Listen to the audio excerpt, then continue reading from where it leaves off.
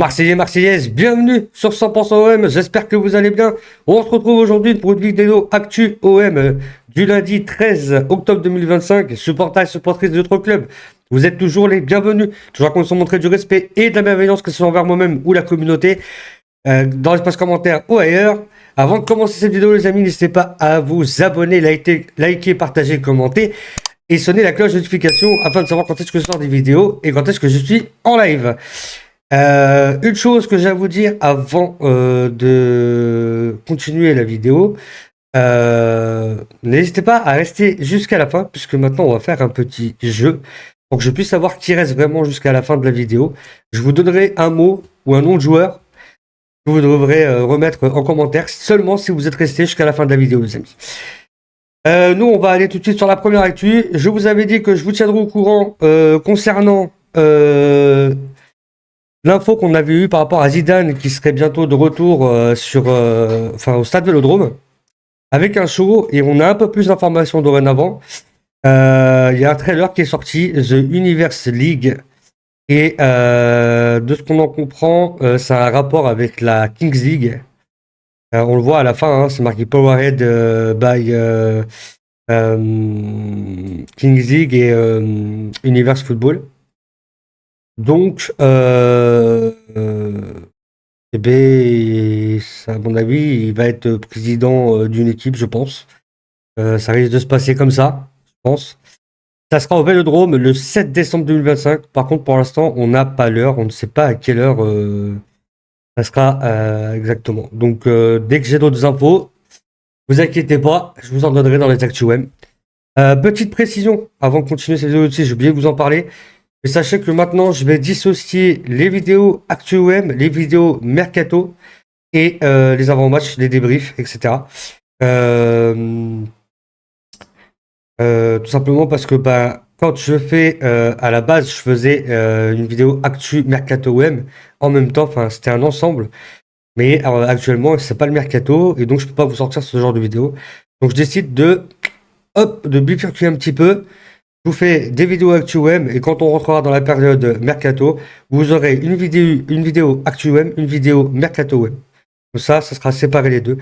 Pour ce qui est des débriefs de match et des avant-matchs, il y aura toujours la vidéo d'avant-match. Il n'y aura pas la vidéo du débrief parce que ça se fera en live.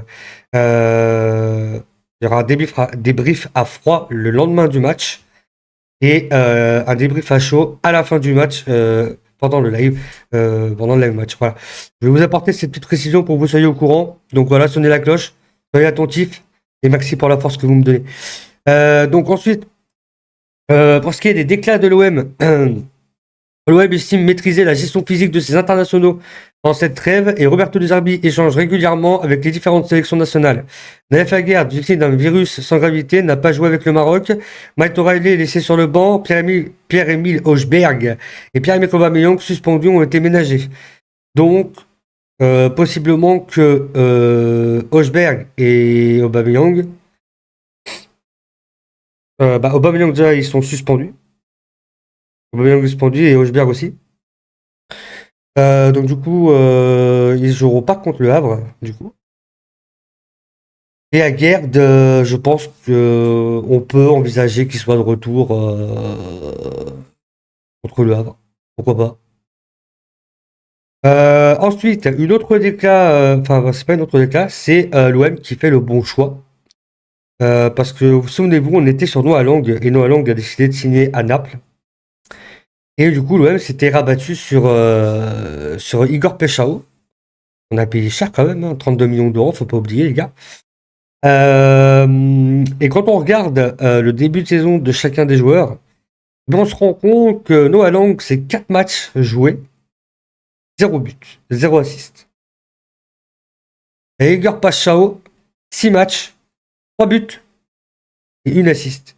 Comme quoi, l'OM ne fait pas que des mauvais choix. Et oui.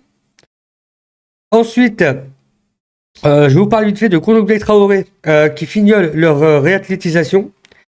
Et il pourrait très bien être à la disposition de Roberto De Zerbi dès ce week-end. Donc espérons, comme ça nous fera plus de joueurs pour affronter le Havre. Donc ça pourrait être pas mal.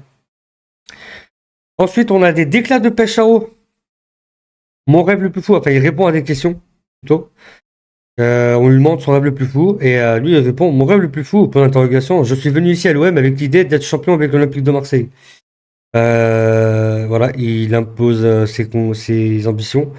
Il a des ambitions très élevées avec l'OM. Donc c'est très bien, c'est très beau et on sait qu'il n'est pas encore à 100%. Et ce qu'il montre déjà en n'étant pas à 100%, c'est déjà très très très bien. Franchement, c'est un bon joueur. Je suis surpris, je ne le connaissais pas avant, Igor Pachao.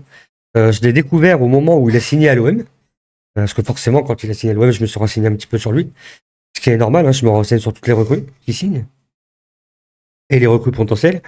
Et, euh, et en vrai, je suis surpris. C'est un très bon joueur et j'espère qu'il va aller de mieux en mieux et que ça va être le feu pour lui parce qu'il le mérite tout simplement. Petite parenthèse, je vous préviens à l'avance, j'ai vu passer l'info de Hendrik, le joueur du Real, que l'OM pisterait encore. Pour l'instant, je ne parle pas de mercato, j'en parlerai quand la période de mercato sera déclenchée. De toute manière, le jour du mercato, le jour où le mercato commence, vous aurez une vidéo mercato, ne vous inquiétez pas. Ensuite, une autre déclat de Pachao. On lui a demandé qui était son idole quand il était enfant. Il a répondu Ronaldinho Gaucho. Voilà, Ronaldinho. Après, bon, on sait que Ronaldinho, c'est l'idole de pas mal de footballeurs et en même temps, c'est une légende, hein, Ronaldinho, les amis, on va pas se mentir. Il a été un énorme joueur, un monstre sur le terrain. Franchement, avec toute sa technique, tout, ce, tout son savoir-faire avec les passements de jambes, etc. Donc, franchement, ça m'étonne pas. Voilà. Et du coup, on a une dernière chose à voir ensemble, c'est Aubameyang. Et pourquoi? Parce qu'il y a quelques stats qui sont sortis de la part de Slowly Nation Sport. Et Aubameyang, les amis, à son âge, je crois qu'il a 36 ou 37 ans, quelque chose comme ça. Il ne va pas être bien loin, à mon avis. Et c'est 815 matchs, 413 goals, 116 assists, donc passe D, et 7 trophées.